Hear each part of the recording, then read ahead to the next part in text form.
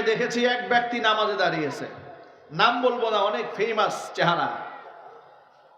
নামাজে দাঁড়ানোর সময়, নামাজের সময় একবার এদিক তাকায় সেদিক তাকায়, এরপরে সূরা কেরাত যেমন খুশি তেমন পড়েছে।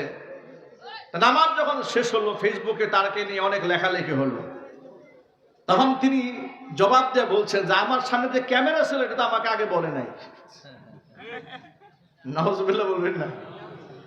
নামাজে দাঁড়িয়েছিল, উনি বলছেন যে আমার সামনে যে ক্যামেরা ছিল এটা আমাকে আগে বলে নাই, তাহলে তো আমি এটা খুব ভালো করে নামাজটা পড়তাম।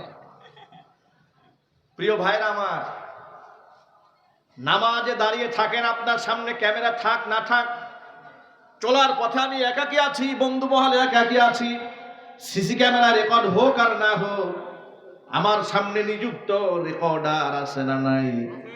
কোরআন বলে দিয়েছে মা ইয়ালফিজু মিন কাউলিন ইল্লা লাদাইহি রাকিবুন আতীদ।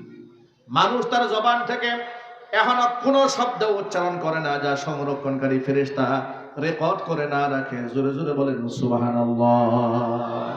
এই জন্য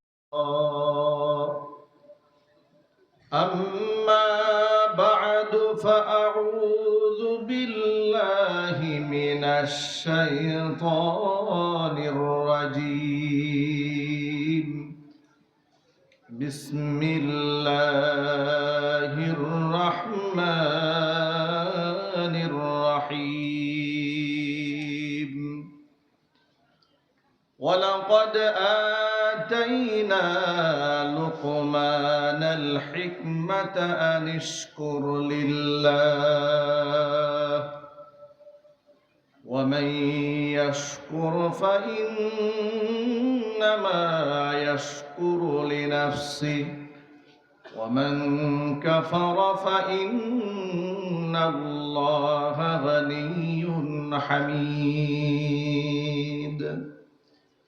وقال تعالى في شان حبيبه ومحبوبه آمرا ومخبرا إن الله وملائكته يصلون على النبي يا أيها الذين آمنوا صلوا عليه وسلموا تسليما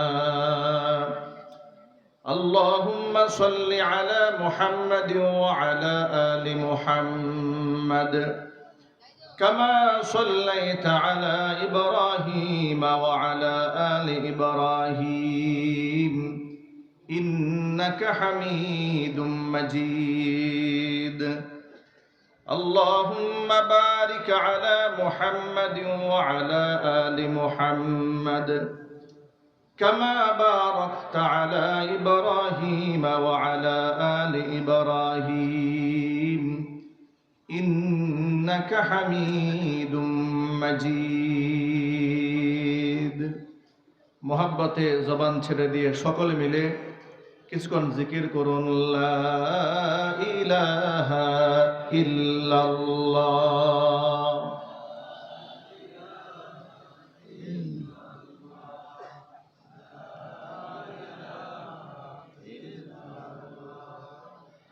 লা ইলাহা ইল্লাল্লাহ, লা ইলাহা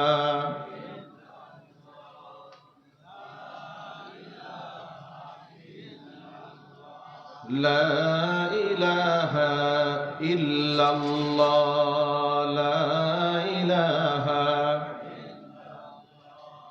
لا إله إلا الله محمد رسول الله صلى الله عليه وسلم। ঐতিহ্যবাহী গাজীপুর জেলার অন্তর্গত গাছা থানাধীন গাজীপুর মহানগর 32 নং ওয়ার্ড, ডেগেরচাঁদা রোড, জাজর জামিয়া ইসলামিয়া মাহমুদিয়া মাদ্রাসা গাজীপুর কর্তৃক আয়োজিত হাফেজ ছাত্রদের পাগড়ি প্রদান উপলক্ষে প্রথম বার্ষিকী ইসলামী মহাসম্মেলনের শেষ অধিবেশনের সম্মানিত সভাপতি সাহেব, আমন্ত্রিত হাজারাত উলামায়ে কেরাম, মুরব্বিয়ান ইজম, অত্র এলাকা এবং পার্শ্ববর্তী এলাকার বিভিন্ন প্রান্ত থেকে ছুটে আসা দিন দরদি, ইমানদার, পরহেজগার, মুত্তাকি মুসলিম ভাইয়েরা, পর্দার অন্তরালে অবস্থানরত আমাদের সকলের শ্রদ্ধাভাজন পর্দানিশীন মা এবং বোনেরা, মহান আল্লাহ রাব্বুল আলামিনের দরবারে আলিশানে লাখো কোটি শুকরিয়া আদায় করছি যে মহান আল্লাহ রাব্বুল আলামিন একটি প্রতিকূল পরিবেশকে অনুকূলে এনে দিয়ে আল্লাহ তাআলা আমাদেরকে খোলা মাঠে হাজার হাজার মানুষ একত্রিত হয়ে কোরআন সুন্নাহ থেকে আলোচনা শোনার একটি সুন্দর পরিবেশ তৈরি করে দিয়েছেন। এই জন্য আপনারা খুশি না বেজার? কম না বেশি?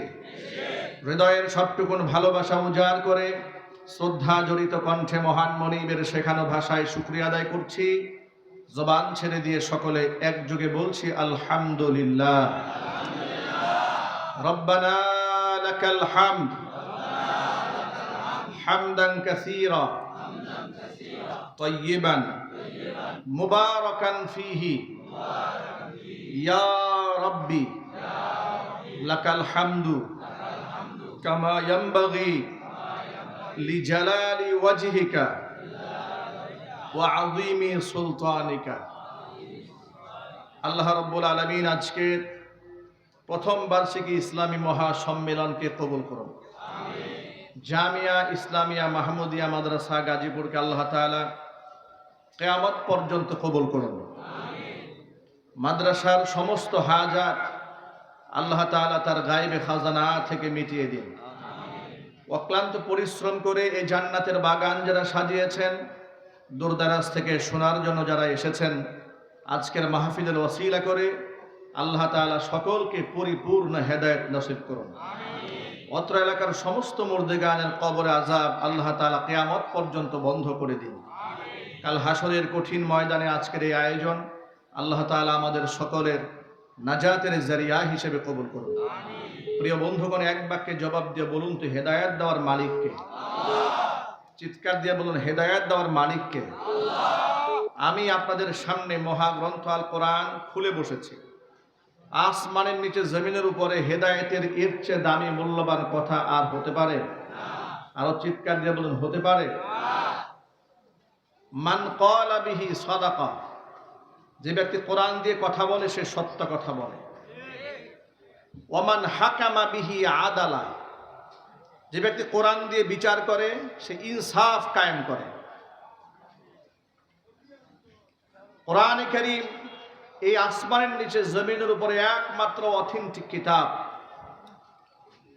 যা ধর্ম বর্ণ নির্বিশেষে সকলের সামনে এরকম ওপেন এতগুলো মাইক লাগিয়ে বুক ফুলিয়ে মাথা উঁচিয়ে বলা যায় যে এই কোরআনে কোনো ভুল নাই।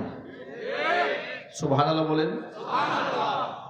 পৃথিবীর কোন ধর্মগ্রন্থ এভাবে খুলে বিশ্বের যত ধর্মগ্রন্থ আছে, আসমান থেকে নাজিলকৃত সব কিতাব তো বিকৃত হয়েছে একমাত্র কোরআন ছাড়া। অন্যান্য ধর্মাবলম্বী যাদের কাছে যে সমস্ত গ্রন্থগুলো আছে, সেই গ্রন্থ এইভাবে ওপেন খুলে বিশ্ববাসীর সামনে চ্যালেঞ্জ ছুড়ে দিয়ে বলবে যেখানে যা আছে কোনো ভুল নাই। এ কথা বলার সাহস কারো নাই, একমাত্র কোরআনের পাঠকদের আল্লাহ পাক সেই সাহস দান করেছেন। খুশি না বেজার? আল্লাহ পাক যেন এই কোরআনের ধারক, বাহক, আমলকারী হিসেবে আমাদের সকলকে কবুল করেন। কোরআনের মহব্বত নিয়ে হাসরের মাঠে দাঁড়াতে পারি, সেই তৌফিক আল্লাহ পাক আমাদেরকে দান করেন। মহাগ্রন্থ আল কোরআনের প্রতিটি আয়াত অতীব গুরুত্বপূর্ণ। এত বেশি গুরুত্বপূর্ণ, সাহাবায়ে কেরাম এক একটা আয়াত তেলাওয়াত করে আবার সে আয়াত মুখস্থ করে তার উপর আমল করে আরেকটা আয়াত তেলাওয়াত করতেন। এভাবে দেখা গিয়েছে কোনো কোনো সাহাবীর 2 পারা কোরআন পড়তে 2 বছর পার হয়েছে। কোরআন কারীমের প্রতিটি আয়াত অতীব গুরুত্বপূর্ণ। আজকে আমি হাজার হাজার আয়াতের ভেতর থেকে আমি ছোট্ট একটা আয়াতে কারিমা সূরা লোকমান থেকে আপনাদের সামনে তেলাওয়াত করেছি বর্তমান প্রেক্ষাপটকে সামনে নিয়ে। সেটা হচ্ছে এই যা আমরা এই জবান বর্তমান সময়ে সবচেয়ে বেশি অন্যায় করছি জবান দিয়ে, মুখ দিয়ে। আমরা আমাদের মুখটাকে এত বেশি হালকা করে ফেলেছি, জবানের কোনো দাম আমরা দিই না। অথচ এই জবানের ব্যাপারে নবী করিম সাল্লাল্লাহু আলাইহি সাল্লাম বলেছেন, মাইয়াদমান লি মা বাইনা লাহিয়াইহি ওয়া মা বাইনা রিজলাইহি আদমান লাহুল জান্নাহ। যেই ব্যক্তি আমাকে দুইটা অঙ্গের গ্যারান্টি দেবে, আমি আল্লাহ রাসূল তাকে জান্নাতের গ্যারান্টি দেব। আল্লাহর হাবিব সাল্লাল্লাহু আলাইহি ওয়াসাল্লাম বলেছেন, মাইয়াদমান লি মা বাইনা লাহিয়াইহি, দুই চোয়ালের মাঝখানে যে অঙ্গটা আছে, মানে জবানের গ্যারান্টি যে আমাকে দেবে। ওয়ামা বাইনা রিজলাইহি, দুই পায়ের মাঝখানে যে অঙ্গ আছে, মানে লজ্জাস্থান, দুইটা অঙ্গের গ্যারান্টি যেই ব্যক্তি দেবে, যে এর নিরাপত্তা সে দিতে পারবে, আমি নবীজি সাল্লাল্লাহু আলাইহি ওয়াসাল্লাম তার জন্য জান্নাতের গ্যারান্টার হয়ে যাব। অথচ আমরা এই জবানের কোনো মূল্য দেই না। মাতৃগর্ভে যখন ছিলাম, মায়ের মাসিক অসুখকে বন্ধ করে আমাদের রক্ত মাংস আল্লাহ পাক দেহের মধ্যে গঠন করে দিয়েছেন, দেহকে পরিপূর্ণ করেছেন। মায়ের রক্ত মুখ দিয়ে না দিয়ে নারের সাথে নার কানেকশন করে দিয়েছিলেন। জোরে বলেন সুবহানাল্লাহ। সম্মানিত অঙ্গ হচ্ছে জবান। জবানকে আমরা হালকা বানিয়ে ফেলেছি। কথায় কথায় মিথ্যা, গীবত, পরনিন্দা, শিকায়েত, গালিগালাজ, চায়ের দোকানে বসে মানুষের সমালোচনা, মসজিদে বসে মানুষের গীবত, শিকায়েত, মিটিংয়ে বসে মানুষের শিকায়েত, এই জবানটাকে এত হালকা আমরা বানিয়ে ফেলেছি। নবীজি সাল্লাল্লাহু আলাইহি ওয়াসাল্লাম বলেছেন, যে ব্যক্তি জবানের গ্যারান্টি আমাকে দেবে, আমি নবীজি তাকে জান্নাতের গ্যারান্টি দিয়ে দিব। আমি মহাগ্রন্থ আল কোরআনের সূরা লুকমান থেকে আপনাদের সামনে 12 নম্বর আয়াতখানা তেলাওয়াত করেছি। আল্লাহ তাআলা লুকমান হাকিমের নামে 30 পারা কোরআনে একটা আলাদা সূরা নাযিল করেছেন। অথচ লুকমান হাকিম কোনো নবী ছিলেন না, কোনো রাসূল ছিলেন না। কেমন মানুষ ছিলেন? তাফসীরে ইবনে কাসিরের মধ্যে এসেছে, ইন্নাহু কানা আবদান হাবশিয়ান, তিনি একজন ইথিওপিয়ান হাবশি গোলাম ছিলেন। চেহারা অবয়ব সম্পর্কে এসেছে, ইন্নাহু কানা আবদান হাবশিয়ান আসওয়াদ, গায়ের রং ছিল কুৎসিত বর্ণ, কালো। আজিমাস শাফাতাইন, ঠোঁটগুলা ছিল মোটা। মুশাক্কাকাল কাদামাইন, পায়ের তলা অবহেলায় এবং নিম্নমানের জীবনযাপন করে পায়ের তলা ছিল ফাটা। চিন্তা করেন একটু, আজিমাস শাফাতাইন, ঠোঁট ছিল কি মোটা। মুশাক্কাকাল কাদামাইন, পা ছিল ফাটা। মানে একদম নরমাল মানুষ। কিন্তু আল্লাহ তাআলা এই সাধারণ একজন মানুষকে তার হিকমা, গুণ দিয়ে, ইলম এবং আমল দিয়ে, প্রজ্ঞা দিয়ে এত বড় বানালেন। আল্লাহ পাক তার নামে একটা সূরা নাযিল করে দিয়েছেন। লুকমান হাকিমের প্রশংসা করে আল্লাহ নিজেই বলেছেন, ওয়ালাকাদ আতাইনা লুকমানাল হিকমা, আমি লুকমান হাকিমকে প্রজ্ঞা দিয়েছিলাম, জ্ঞান দান করেছিলাম। আর তাকে বলে দিয়েছিলাম, যে নিয়ামত তোমাকে আমি দান করেছি, ওই নিয়ামতের শুকরিয়া আদায় করো। মনে রেখো, আমাইয়াশকুর ফাইন্নামা ইয়াশকুরু লিনাফসি, যেই ব্যক্তি আমি আল্লাহর কৃতজ্ঞতা আদায় করবে, সে তার নিজের জন্য কৃতজ্ঞতা আদায় করবে। কারণ আমি আল্লাহর কৃতজ্ঞতা আদায় করলে আমার দাম বাড়বে না, কিন্তু যে ব্যক্তি আমার কৃতজ্ঞতা আদায় করবে, আমি আল্লাহ তাআলা তার মর্যাদা বাড়িয়ে দেব। লুকমান হাকিম কালো মানুষ, আবার পা ফাটা, ঠোঁটগুলা মোটা। লোকেরা উপহাস করে বলতো, যে লুকমান কি বিশ্রী গায়ের রং। তিনি বলতেন, আমার গায়ের রংটা কালো হলে কি হবে, আমার মনটা আয়নার মতো স্বচ্ছ। ঠোঁটগুলো মোটা নিয়ে লোকেরা উপহাস করে বলতো, যে কেমন মোটা মোটা ঠোঁট। তিনি বলতেন, আল্লাহ তাআলা আমাকে মোটা ঠোঁট দিয়েছেন, কিন্তু আল্লাহ তাআলা এই মোটা ঠোঁট দিয়ে এত সূক্ষ্ম সূক্ষ্ম কথা বের করেন, যা শোনার জন্য হাজার হাজার মানুষ জড়ো হয়ে যায়। একটু চিৎকার দেখেন না সুবহানাল্লাহ। লুকমান হাকিম এত বড় মহান ব্যক্তিত্বে পরিণত হয়েছিলেন। আল্লাহ পাক তার শানে আয়াত নাজিল করলেন, তার নামে সূরা নাজিল করলেন, তার উপদেশ বাণীগুলা বিশ্ব মানবতার জন্য আল্লাহ পাক তুলে ধরলেন। কত দামি মানুষ তিনি হয়েছিলেন। তিনি যখন কথা বলতেছিলেন, মরু প্রান্তরে হাজার হাজার মানুষ জমা হয়ে বসে তার বয়ান শুনছিলেন। এমন সময় ওই মজলিসের ভেতরে এক ব্যক্তি বারবার মাথা উঁচু করে দাঁড়িয়ে কি যেন বলতে চাচ্ছিলেন। এই যে দেখেন, আপনারা এখানে বসে আছেন অনেক মানুষ, মনের মধ্যে কোনো প্রশ্ন জাগলেই যিনি আলোচনা করছেন তাকে কি প্রশ্ন করা কি সহজ?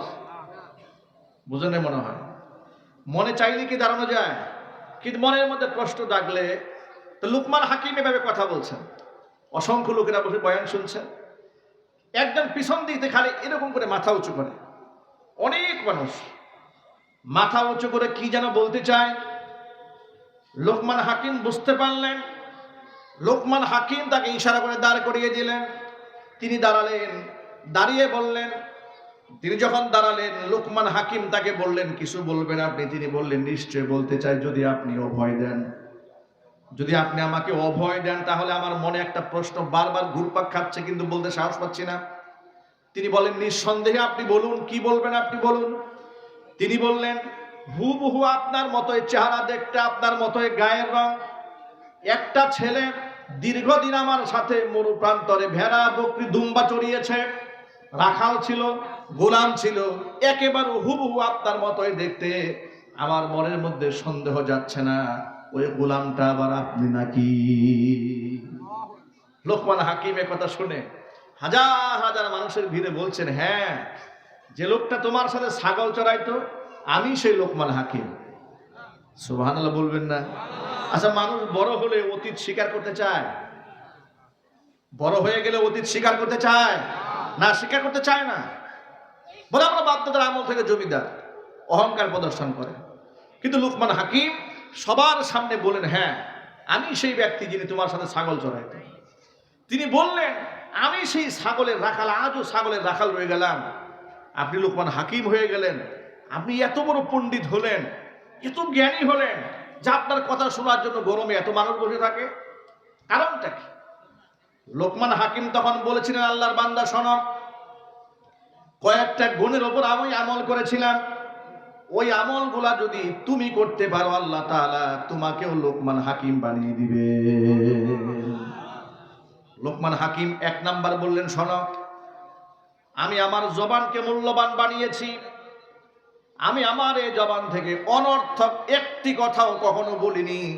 আল্লাহ তাআলা আমার জবানকে এত মর্যাদাপূর্ণ বানিয়ে দিয়েছেন, জবান থেকে যা বের হয় আল্লাহ পাক মঞ্জুর করে নিয়ে না। আমি কখনো মিথ্যা কথা তো বলিই না, গীবত শিকার তো প্রশ্নই আসে না, আমি অনর্থক কোনো কথাই বলি না। আল্লাহ পাক এই মর্যাদা আমাকে দান করেছেন, 1 নাম্বার। 2 নম্বর, আমি যে আমল করেছি, আমি আমার চোখের হেফাজত করেছি, আমি আমার চোখের খিয়ানত কখনো করিনি। 2 নাম্বার আমল। 3 নাম্বার আমল, আমি আমার জীবনে কোনো মেহমানকে কখনো তুচ্ছ তাচ্ছিল্য করিনি, সারা জীবন মেহমানদেরকে আমি সম্মান দান করেছি। জোরে বলেন সুবহানাল্লাহ। এই কয়েকটা গুণের উপর আমি আমল করেছি। ও আল্লাহর বান্দা, তুমি যদি গুণগুলার উপরে আমল করো, আল্লাহ পাক তোমাকেও লোকমান হাকিম বানিয়ে দিবে। লোকমান হাকিম যখন কৃতদাস ছিলেন, তার চাল চলনে, সে জ্ঞানী মানুষ তো খুব কম কথা বলেন, গুরুত্বপূর্ণ কথা ছাড়া কোনো কথা বলেন না। আপনাদেরকে সবসময় একটা থিম বলে দেই, যারা জ্ঞানী তারা কথা কম বলে এবং ভেবে চিন্তে কথা বলে, আর মূর্খ মানুষ কথা বলে বেশি, ভুলও করে বেশি। কথা ঠিক কিনা জোরে বলেন? অতি কথন, বেশি কথা যিনি বলেন তার তত ভুল হয়। আর জ্ঞানী মানুষ কথা কম বলেন, বলার সময় হিসাব করে কথা বলেন। আর প্রকৃত মুমিন যারা, তারা প্রত্যেকে জ্ঞানী হবে, হিসাব করে কথা বলবে। কারণ ইমানদারের বিশ্বাস হচ্ছে, আমি যা বলছি প্রত্যেকটা শব্দ, শুধু এখানে ক্যামেরা রেকর্ড হচ্ছে না, আমার সাথে নিযুক্ত রেকর্ডকারী ফেরেশতা আছে না ভাই? একটু জোর আওয়াজে বলুন। কিছুদিন আগে দেখেছি এক ব্যক্তি নামাজে দাঁড়িয়েছে, নাম বলবো না, অনেক ফেমাস চেহারা। নামাজে দাঁড়ানোর সময়, নামাজের সময় একবার এদিক তাকায় সেদিক তাকায়, এরপরে সূরা কেরাত যেমন খুশি তেমন পড়েছে। নামাজ যখন শেষ হলো, ফেসবুকে তারকে নিয়ে অনেক লেখালেখি হলো। তখন তিনি জবাব দিয়ে বলছেন যে আমার সামনে যে ক্যামেরা ছিল এটা তো আমাকে আগে বলে নাই। নাউজুবিল্লাহ বলবেন না, নামাজে দাঁড়িয়ে ছিল, উনি বলছেন যে আমার সামনে যে ক্যামেরা ছিল এটা আমাকে আগে বলে নাই, তাহলে তো আমি এটা খুব ভালো করে নামাজটা পড়তাম। প্রিয় ভাইরা আমার, নামাজে দাঁড়িয়ে থাকেন, আপনার সামনে ক্যামেরা থাক না থাক, চলার পথে আমি একাকী আছি, বন্ধু মহলে একাকী আছি, সিসি ক্যামেরা রেকর্ড হোক আর না হোক, আমার সামনে নিযুক্ত রেকর্ডার আছে না নাই? কোরআন বলে দিয়েছে মা ইয়ালফিজু মিন কাউলিন ইল্লা লাদাইহি রাকিবুন আতীদ। মানুষ তার জবান থেকে এখনো কোনো শব্দ উচ্চারণ করে না যা সংরক্ষণকারী ফেরেশতা রেকর্ড করে না রাখে। জোরে জোরে বলেন সুবহানাল্লাহ। এই জন্য আমরা আজকের পর থেকে দায়িত্বশীল হব আমাদের জবানের ব্যাপারে। আমরা বলি ইনশাআল্লাহ। লোকমান হাকিম জ্ঞানী মানুষ, দাস, কিন্তু চাল চলন উঠা বসায় খুব জ্ঞানী মনে হয়। তো লোকমান হাকিমের যিনি মনিব ছিলেন, তিনি একদিন লোকমান হাকিমকে ডেকে তার প্রজ্ঞার মাত্রাটা যাচাই করার জন্য তিনি বলছেন, আচ্ছা লোকমান, তোমাকে একটা কাজ করতে হবে। সেটা কি? তুমি আজকে একটা খাসি জবাই করবে। খাসি জবাই করে এই খাসি সবচাইতে নিকৃষ্ট দুটা অঙ্গ কেটে আমার সামনে হাজির করবে। লোকমান হাকিম মনিবের কথা শুনে একটা খাসি জবাই করলেন। কথা কি বোঝা যাচ্ছে তো ভাই? খাসি জবাই করে গোটা দেহ থেকে দুটা নিকৃষ্ট অঙ্গ কেটে মনিবের সামনে হাজির করলেন। মনিব তাকায় দেখেন লোকমান হাকিম খাসির জিহ্বা কেটে নিয়ে এসেছেন আর খাসির কলিজা কেটে মনিবের সামনে হাজির করে দিয়েছেন।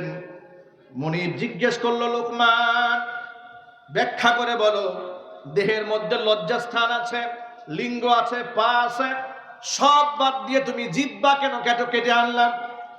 কলিজা কেন কেটে আনলেন?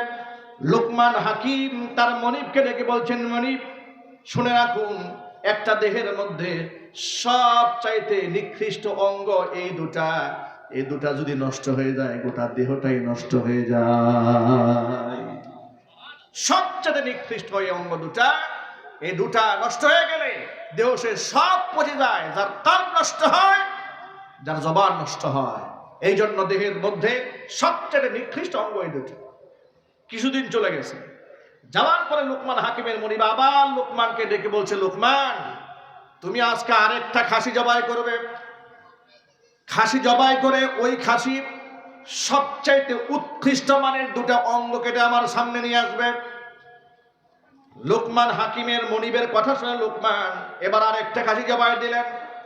আবার তিনি সর্ব উৎকৃষ্ট দুটা অঙ্গ কেটে মনিবের সামনে হাজির করে দিয়েছেন।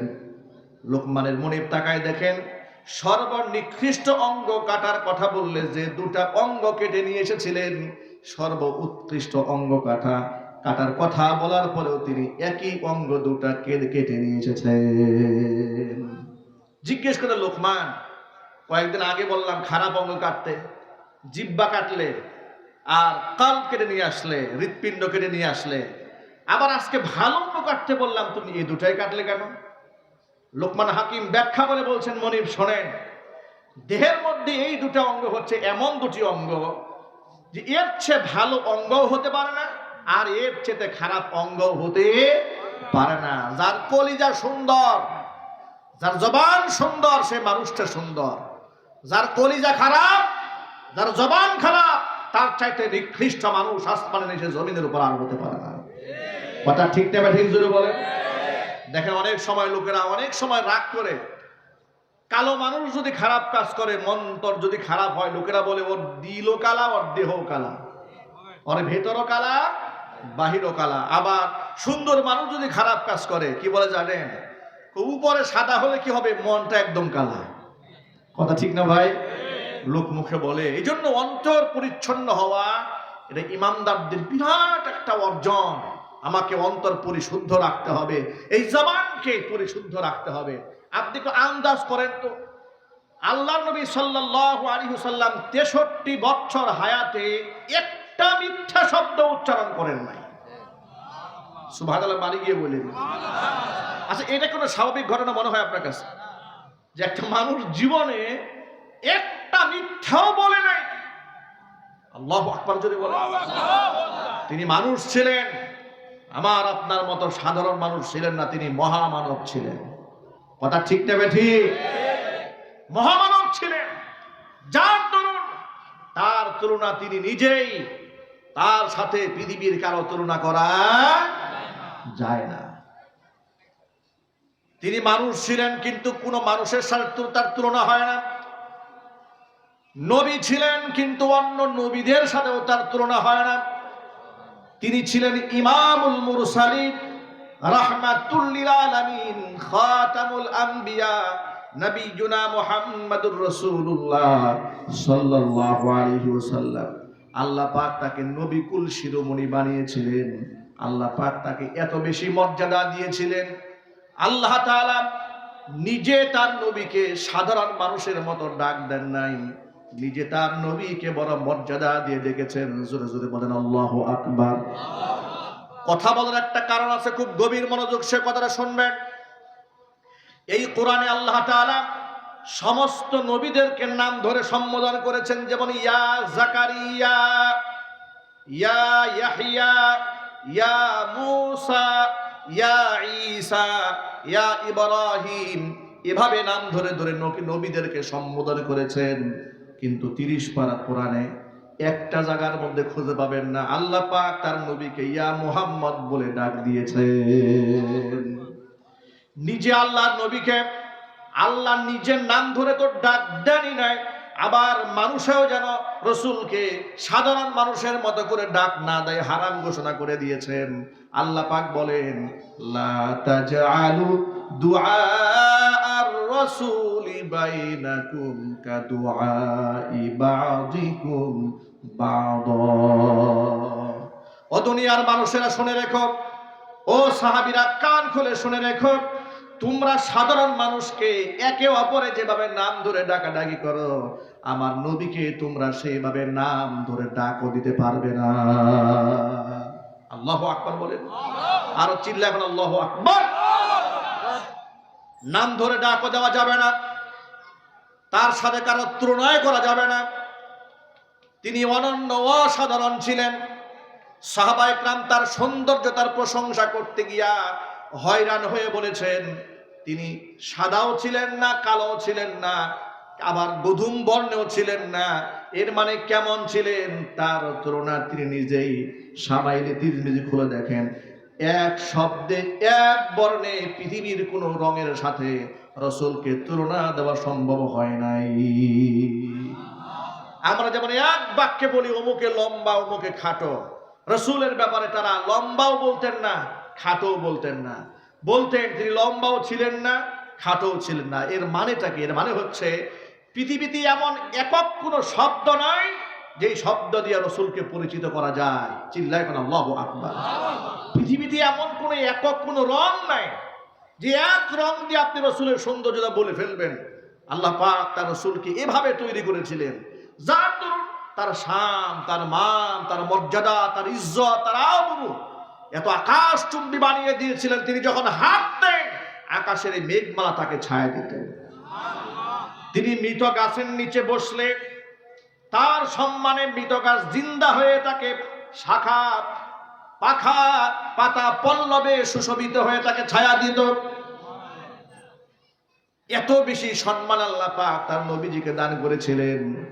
ওই নবীজি সাল্লাল্লাহু আলাইহি সাল্লামের শানে কথা বলতে গেলে জবান হেফাজত করে কথা বলতে হবে। এই জবানের মধ্যে নবীজির নাম বড় ইজ্জতের সাথে উচ্চারণ করতে হবে। জোরে বলেন ঠিক কিনা? বাংলাদেশের এক বক্তা বহুত আলোচিত এবং সমালোচিত। আমি তার ব্যাপারে বিগত বছরগুলোতে জবানকে নীরব রেখেছি যে কার কত বলবো।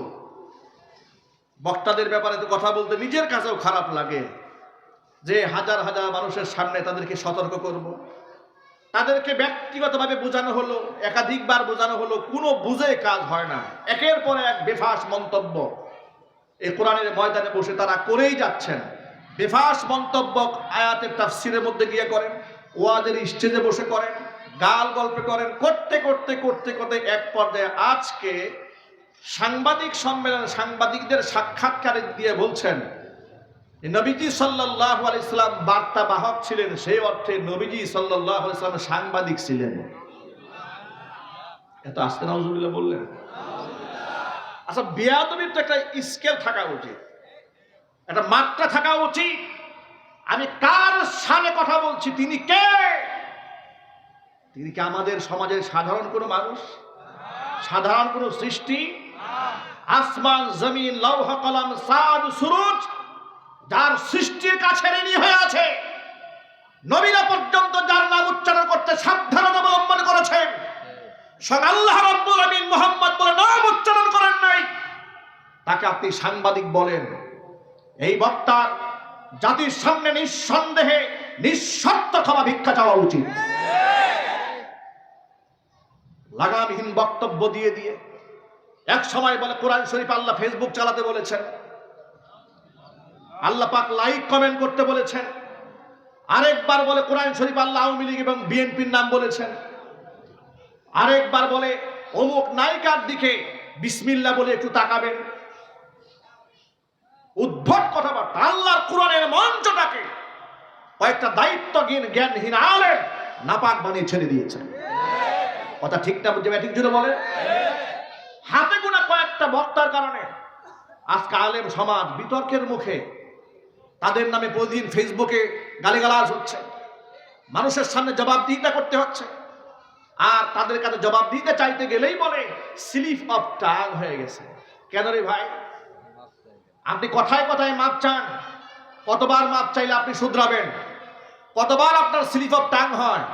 প্রতি স্টেজে আপনার স্লিপ অফ টাং হয়। এর মানে আপনি বক্তব্য করতে এসেছেন, আপনি এই মঞ্চের উপযুক্ত নন, আপনি বিশ্রাম গ্রহণ করেন। কথা ঠিক কিনা চিল্লায় বলেন। আচ্ছা, আপনাদেরকে একটা কথা বলি, একজন ড্রাইভার যদি প্রতিদিন রাস্তায় রং সাইডে চলে সীমা লঙ্ঘন করে, আর প্রতিদিন যদি বলে যে প্রথম প্রথম ড্রাইভার হয়েছে, কদিন পরে ঠিক হবে, এটা কি মানবে কর্তৃপক্ষ? রাষ্ট্রের আইন মানবে? সুতরাং রাসূলের শানে যারা গুস্তাখি করে, আমি আবার বলছি, আল্লাহর শানে, রাসূলুল্লাহর শানে, কোরআনের ব্যাপারে, হাদিসের ব্যাপারে, কোরআনের তাফসীরের ব্যাপারে মন গড়া কথা বলবেন, আপনি কত বড় সেলিব্রিটি এটা আমরা দেখব না। আমরা দাঁত ভাঙ্গা জবাব দেওয়ার জন্য প্রস্তুত আছি। সুতরাং যিনি বলেছেন মুহাম্মদ সাল্লাল্লাহু আলাইহি ওয়াসাল্লাম সাংবাদিক ছিলেন, এক অর্থে মানে কি? বার্তাবাহক ছিলেন। আজীব কারবার। আল্লাহ রাসূল কার বার্তাবাহক ছিলেন আর সাংবাদিকরা কার বার্তা বহন করে? সাংবাদিকরা মানুষের কাছ থেকে মানুষের বার্তা বহন করে এবং এর মধ্যে অসংখ্য মিথ্যা বেশি থাকে। কথা ঠিক না ঠিক? এই সমাজের সাংবাদিকরা একটু ইনসাফের সাথে বলবেন, সব সাংবাদিকরা অধিকাংশ সত্য বলে না, মিথ্যা বলে। একটু জোরে বলতে হবে। আমি সাংবাদিকদের অসম্মান করছি না, নিঃসন্দেহে সমাজের মধ্যে দায়িত্বশীল সাংবাদিক আছেন, সত্যবাদী সাংবাদিক আছেন, সংখ্যায় তারা কম, কিন্তু কোথাকার সাংবাদিকদের সাথে আপনি মুহাম্মদ সাল্লাল্লাহু আলাইহি ওয়াসাল্লামের তুলনা করলেন? মানুষের তো ডেট এক্সপায়ার, গাঁজা খাইলেও মনে হয় এমন কথা মুখে বের হওয়ার কথা নয়। এই সমস্ত বক্তারা কি স্টেজে ওঠার আগে গাঁজা খায় না তারি খায় নাকি মদ খায়? আমার বুঝে আসে না। কথা ঠিক না যদি বলেন? নবীর ব্যাপারে এমন কথা মুখ দিয়ে বের হয় কি করে? এরা কেন কথা বলে জানেন? এরা বেফাস কথা বলতে বলতে এত নির্লজ্জ হয়েছে, এত বেহায়া হয়েছে, এদের প্রকাশ্যে 100 জুতা পিটা করলে এদের লজ্জা হবে না। জাতির সামনে নিঃশর্ত তওবা করার আহ্বান জানাচ্ছি। যে ব্যক্তি আল্লাহ নবী সাল্লাল্লাহু আলাইহি ওয়াসাল্লামকে সাংবাদিক বলে আখ্যা দিয়েছে, এ তো ঘৃণার সাথে নাউজুবিল্লাহ বলবেন না?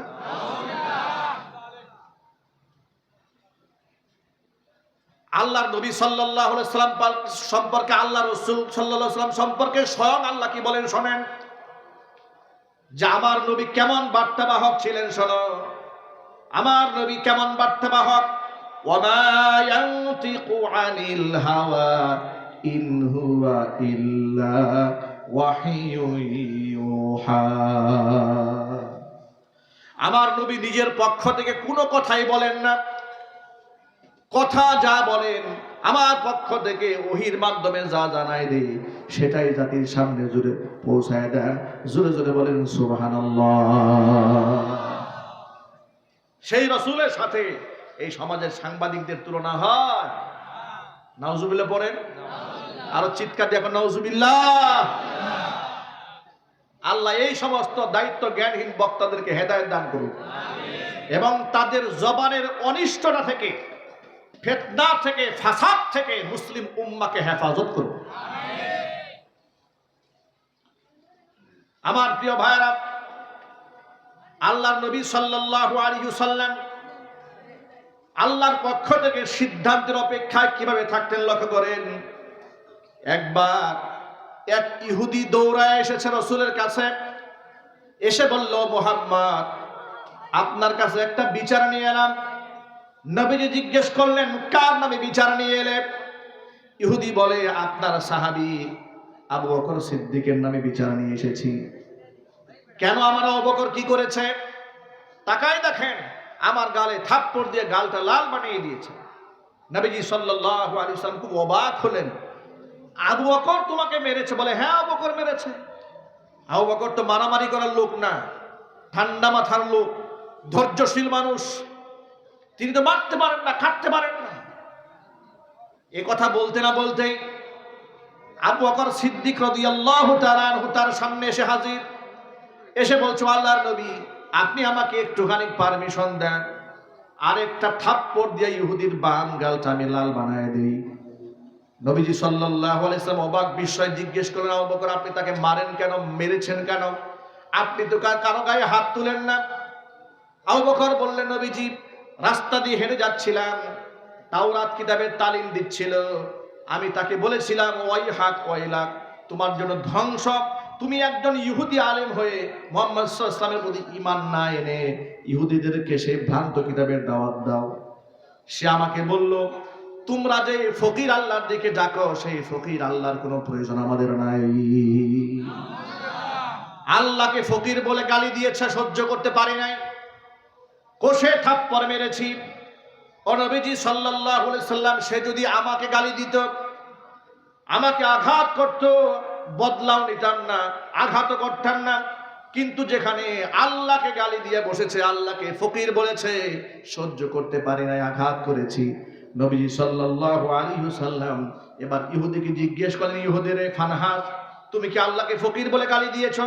ফানহাস বলে, ও মুহাম্মদ সাল্লাল্লাহু আলাইহি ওয়াসাল্লাম আমি আল্লাহকে ফকির বলে গালি দেই নাই, আবু বকর আমার নামে মিথ্যা কথা বানিয়ে বলছে। আপনারা একটু বলেন তো, আবু বকর মিথ্যা বলার সাহাবী? আরো জোর আওয়াজে বলেন। আবু বকর তো মিথ্যা বলতে পারেন না, মিথ্যা তিনি বলেন না। সিদ্দিক তার উপাধি, তিনি কি করে মিথ্যাবাদী হন? কিন্তু আল্লাহ রসুলের কাছে বিচার দেওয়া হয়েছে, নবীজি কোরআন দিয়ে বিচার করবেন। এবার আপনারা বলেন, নবীজি সাল্লাল্লাহু আলাইহি সাল্লামের বিচার ব্যবস্থার মধ্যে কি জুলুম হওয়ার সম্ভাবনা আছে? আরো যদি বলেন, স্বজন প্রীতি করার কি কোনো আশঙ্কা আছে? আবু বকর যেহেতু নিজের মানুষ, তার পক্ষে দলিল থাক আর না থাক তার পক্ষে রায় দিয়ে দিলাম, এরকম হওয়া সম্ভব? সম্ভব নয়। বিচারক কিভাবে বিচার করবে? সাক্ষী প্রমাণের ভিত্তিতে। তিনি দেখবেন না তিনি আমার দলের কিনা, আমার মতের কিনা, আমার আদর্শের কিনা। এই জন্য আমরা সবসময় বলি যে ব্যক্তি জীবন থেকে শুরু করে পারিবারিক জীবন, রাজনৈতিক অঙ্গন, আন্তর্জাতিক অঙ্গন, রাষ্ট্রের সকল ক্ষেত্রে আল্লাহ রসুলের সুন্নাহকে বাস্তবায়ন করতে হবে। কথা ঠিক কিনা জুড়ে বলেন। জাতীয় সংসদ কোরআন দিয়ে চলুক, আপনারা চান না? বিচার ব্যবস্থা কোরআন দিয়ে চলুক, এটা আপনারা চান না? বিচার ব্যবস্থা কোরআন দিয়ে চললে নিরাপরাধ মানুষ জেলখানায় এক যেন থাকবে না। আর বিচার ব্যবস্থায় কোরআন না থাকার কারণে অপরাধীরা নাকের ডগায় ঘুরে বেড়াচ্ছে, খুঁড়িরা ঘুরে বেড়াচ্ছে, নিরাপরাধ মানুষগুলো জেলখানার কারারুদ্ধ অবস্থায় বছরের পর বছর আছে। বাস্তবতা আছে না নাই? ভাইরা আমার, আল্লাহ নবী সাল্লাল্লাহু আলাইহি ওয়াসাল্লাম কি বিচার করেন লক্ষ্য করেন। হুজুর তো কোরআন দিয়ে বিচার করবেন। আবু বকর তাকে থাপ্পড় মেরেছে, সাক্ষী আবু বকর নিজেই। কিন্তু ফানহাদ যে আল্লাহকে ফকির বলে গালি দিয়েছে, প্রমাণ কি? নবীজি সাল্লাল্লাহু আলাইহি ওয়াসাল্লাম আবু বকরকে বলেন, আবু বকর আপনি প্রমাণ পেশ করেন ফানহাদ যে আল্লাহকে ফকির বলে গালি দিয়েছে, আপনার কোনো সাক্ষী আছে? আবু বকর বললেন, নবীজি, যেখানে বসে সে আল্লাহকে ফকির বলে গালি দিয়েছে, যতগুলো মানুষ সেখানে ছিল সবগুলো ছিল ইহুদি। আমার পক্ষে তো একজনও নাই, সুতরাং আপনার কাছে আমি সাক্ষী দাঁড় করতে পারবো না। এবার সাক্ষী যদি না থাকে, কোরআনের আইন তো বড় কঠিন আইন, হচ্ছে ওয়াল জুরুহা কিসাস, আঘাতের বদলা আঘাত। এর মানে যে রকম একটা আঘাত আবু বকর ফানহাসের গালে উঠায় দিয়েছে, হুবহু ওই রকম একটা আঘাত ইহুদি এবার হযরত আবু বকরের গালে উঠায় দিবে। জোরে কোন নাউজুবিল্লাহ। রায়টা বড় কঠিন একটা রায় হয়ে যাচ্ছে। ইহুদির হাত উঠবে আবু বকরের গালে। আল্লাহর নবী বারবার আসমানের দিকে তাকাচ্ছিলেন, আল্লাহর পক্ষ থেকে কোনো ফয়সালা আসে নাকি। নবীজি সাল্লাল্লাহু আলাইহি সাল্লাম খুব ভালো করে জানতেন আবু বকর মিথ্যা কথা বলেন নাই, আবু বকর মিথ্যা বলতে পারেন না, কিন্তু আল্লাহর পক্ষ থেকে সিদ্ধান্ত না আসলে কি ফয়সালা দিবেন, এই জন্য আসমানের দিকে বারবার তাকাচ্ছিলেন। আল্লাহ পাক জিবরাইল আমিনকে পাঠাই দিলেন, জিবরাইল যা আমার দোস্তরে গিয়া জানাই দে আবু বকরের পক্ষে পৃথিবীর কোনো মানুষের সাক্ষীর প্রয়োজন নাই, আবু বকরের পক্ষে সাক্ষী আমি আল্লাহ নিজেই হয়ে গেলাম। আল্লাহ তাআলা আয়াত নাযিল করে দিলেন, লাকাদ সামিআল্লাহু কাওলাল্লাযীনা ক্বালু ইন্নাল্লাহা ফাকীরুন ওয়া নাহনু আগনিয়া। নিশ্চয় আমি আল্লাহ শুনে নিয়েছি, অবশ্যই আমি শুনেছি কাওলাল্লাযীনা ক্বালু, ওই সমস্ত ব্যক্তিদের কথা যারা বলেছে ইন্নাল্লাহা ফাকীরুন ওয়া নাহনু আগনিয়া, নিশ্চয় আল্লাহ হচ্ছেন ফকির, আমরা হলাম ধনী। জোরে জোরে বলুন নাউজুবিল্লাহ। আবু বকরের পক্ষে সাক্ষী কে হলেন? আল্লাহ পাক সাক্ষী হয়ে গেলেন। এখান থেকে একটা মৌলিক সবক আপনারা নিতে পারেন, সেটা হলো এই, প্রত্যেকটা মানুষের মধ্যে রাগ আছে, গুসা আছে, ক্ষোভ আছে, আছে না? ব্যক্তিগত রাগে আপনি ধৈর্য ধারণ করবেন, ওয়াল কাযিমিনাল গায়জ ওয়াল আফিনা আনিন নাস ওয়াল্লাহু ইউহিব্বুল মুহসিনিন। আল্লাহ বলেছেন ক্রোধকে যারা নিয়ন্ত্রণ করে, রাগ এবং গুসাকে আপনি নিয়ন্ত্রণ করবেন, ওয়াল আফিনা আনিন নাস, মানুষদেরকে ক্ষমা করে দেবেন। রাগ গুসা নিয়ন্ত্রণ করবে। ব্যক্তি স্বার্থে আঘাত লাগলে, নিজের ব্যক্তি স্বার্থে আঘাত লেগেছে, ধৈর্য ধরেন, সবর করেন, রাগকে কন্ট্রোল করেন। কিন্তু ধর্মীয় ব্যাপারে যদি আঘাত হয়, আল্লাহর ইজ্জতে যদি আঘাত আনে, নবীজি সাল্লাল্লাহু আলাইহি ওয়াসাল্লামের সম্মানে যদি আঘাত আসে, তখন আর চুপ থাকার কোনো সুযোগ নাই। কথা ঠিক কিনা জুড়ে বলেন? আবু বকরের মতো মানুষ যিনি ক্ষমা করতে জানেন, তিনি সবর করেন নাই, হাত তুলেছেন। সুতরাং আমাদের বার্তা বড় স্পষ্ট, আমাদের ব্যক্তি স্বার্থে আঘাত লাগলে আমরা চুপ থাকতে জানি, কোরআনের স্বার্থে আঘাত লাগলে আমরা গর্জে উঠতে জানি। কথা ঠিক কিনা? সুতরাং অপূর্ব পাল নামক যে কুলাঙ্গার নর্থ সাউথ ইউনিভার্সিটিতে আল্লাহর কোরআন মারিয়েছে, আল্লাহর কোরআন ছিঁড়েছে, আল্লাহর কোরআন পাড়িয়েছে, আল্লাহর কোরআনের সাথে বেয়াদবি করেছে, এই কুলাঙ্গারকে ফাঁসির কাষ্ঠে ঝুলাবার আগ পর্যন্ত বাংলাদেশের একজন মুসলমানের কলিজা ঠান্ডা হতে পারে না।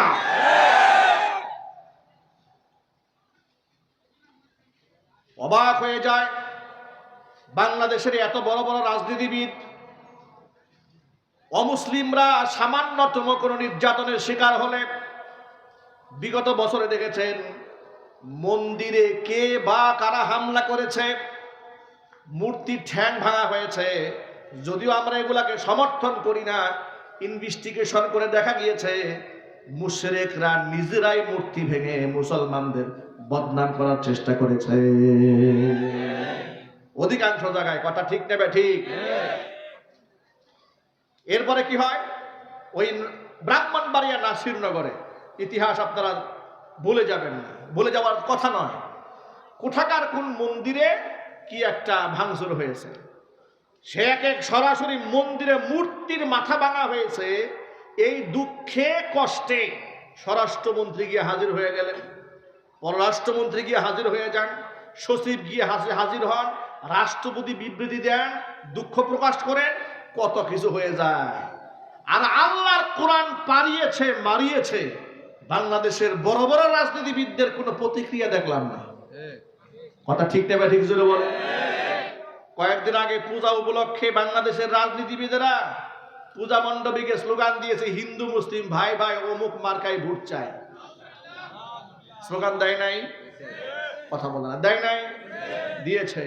এখন ওই সমস্ত রাজনীতিবিদদেরকে আমি বলি, আপনারা যে বললেন হিন্দু মুসলিম ভাই ভাই অমুক মার্কায় ভোট চায়, তো আপনার ভাইরা তো আল্লাহর কোরআন পাড়িয়েছে, আপনার ভাইরা তো আল্লাহর কোরআন পাড়িয়েছে, তা আপনার মুখে প্রতিবাদ নাই? আপনার মুখে ওই সমস্ত কট্টর বেয়াদব গুস্তাখ রাসূল কোরআনের শানে বেয়াদবি করেছে, তাদের বিরুদ্ধে কোনো আওয়াজ নাই। এর মানে হচ্ছে আপনার ইমানের চাইতে আপনার কাছে ভোটের দাম বেশি। যারা ভোট ভিক্ষা করার জন্য ইমান বিক্রি করেন, আগামীর বাংলাদেশের মুসলমানকে মনে রাখতে হবে, এই চেহারাগুলো আপনারা ক্রস চিহ্ন দিয়ে চিহ্নিত করে রাখবেন। ইমান বিক্রি করে যারা ভোট ভিক্ষা করেছে, কোরআনের পক্ষে কথা বলে নাই, মূর্তির প্রশংসা করেছে, ভোট দিবেন জুতের কথা, এদেরকে জুতা পিটা করে এলাকা থেকে বের করে দেবে। এটা কিসের মুসলমান? এগুলো মুনাফিক। এগুলা কি চিল্লাই বলে? ও ধৈর্য আসে তোমার আল্লাহর কোরআনের সাথে বিয়াদবি হলে ধৈর্য আসে। নিজের বেতন বাড়াবার জন্য রাজপথে আন্দোলন করো, তেলের দাম বাড়লে আন্দোলন করো, নেতা কর্মীর সাথে বিয়াদবি হলে আন্দোলন করো, নেতা কর্মীর নামে স্লোগান দাও, তখন গর্জে উঠো। শুধুমাত্র নীরব থাকো কোরআনের ব্যাপারে, রাসূলের ব্যাপারে। বুঝতে হবে মুসলমানের ঘরে জন্ম হয়েছে, কিন্তু আবু জেহেলের রক্ত তোমার গায়ে আছে। সাবধান মুসলমান, এত সহজে মুসলমান হওয়া যায় না। মুসলমানের কবরস্থানে দাফন করলে কিয়ামতে মুক্তি পাওয়া যাবে না, জানাজা পড়লেই মুক্তির ফয়সালা হবে না। ঈমান নিয়ে রাসূলের মুহাব্বত নিয়ে দুনিয়াতে বিদায় হতে হবে। আপনারা কি রাসূলের মুহাব্বত নিয়ে দুনিয়াতে বিদায় হতে চান? আল্লাহর কোরআনের সাথে যে গাদ্দারি করেছে, বেয়াদবি করেছে, গুস্তাখ করেছে, তার শাস্তি হোক, তার ফাঁসি হোক, আপনারা চান না? কারা কারা চান? দুহাত দেখতে চাচ্ছি, কারা কারা চান? আল্লাহ পাক আমাদের সকলকে ঐক্যবদ্ধভাবে কাজ করার তৌফিক দান করে, জোরে বলুন আমিন। প্রিয় ভাইরা আমার, যে উপমা দেওয়ার জন্য হাদিসটা টেনেছি সেটা হলো এই, নবীজি সাল্লাল্লাহু আলাইহি ওয়াসাল্লাম রায় ঘোষণা করতে যাচ্ছেন, বারবার অপেক্ষা আছেন আল্লাহর পক্ষ থেকে কি ফয়সালা আসে। তো আল্লাহর নবী সাল্লাল্লাহু আলাইহি ওয়াসাল্লাম তিনি হচ্ছেন আল্লাহর বার্তাবাহক। কার বার্তাবাহক? আল্লাহর বার্তাবাহক। আপনি সেই আল্লাহর বার্তাবাহকের সাথে দুনিয়া নাপাক মিথ্যাবাদী চরিত্রহীন লম্পট সাংবাদিকদের তুলনা করে, সাংবাদিকদের মনোরঞ্জন করে নিজের পক্ষে ভোট কামাইতে চান? মনে রাখবেন, পৃথিবীর ইতিহাস বলেছে আল্লাহ এবং রাসূলের সাথে যারা বেয়াদবি করেছে, আল্লাহ পাক লাঞ্ছিত অপমানিত করে দুনিয়া থেকে বিদায় করেছে। কথা ঠিক নেবে ঠিক? এই জন্য জবান, এই জবানের হেফাজত করতে হবে, জবানের হেফাজত করতে হবে। কথা বলার সময় আল্লাহ পাক যেন আমাদের এই জবানকে হেফাজত করার তৌফিক দান করে, জোরে করে আমিন। লোকমান হাকিম এত বড় জ্ঞানী, তিনি বলেন আমি আমার এই জবান দিয়ে কখনো মিথ্যা কথা বলি না, গীবত করি না, শিকায়েত করি না, এমন কি অনর্থক কোনো কথা আমার মুখ থেকে আমি উচ্চারণ করি না। আল্লাহ পাক আমাদের জবানকে হেফাজত করার তৌফিক দান করেন।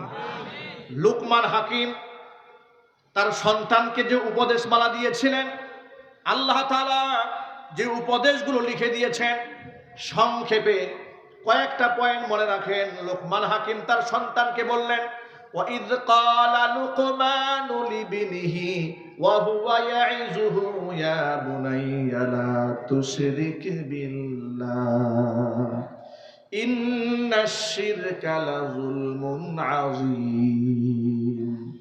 লুকমান ছেলেকে ডেকে বলছে, ও বৎস, লা তুশরিকি বিল্লাহ, আল্লাহর সাথে কখনো শরীক করবে না। ইন্নাশ শিরকা লাযুলমুন আযীম, শিরিক হচ্ছে সবচেয়ে বড় জুলুম। শিরিক কি সবচেয়ে বড় জুলুম? আল্লাহর কোনো শরীক আছে?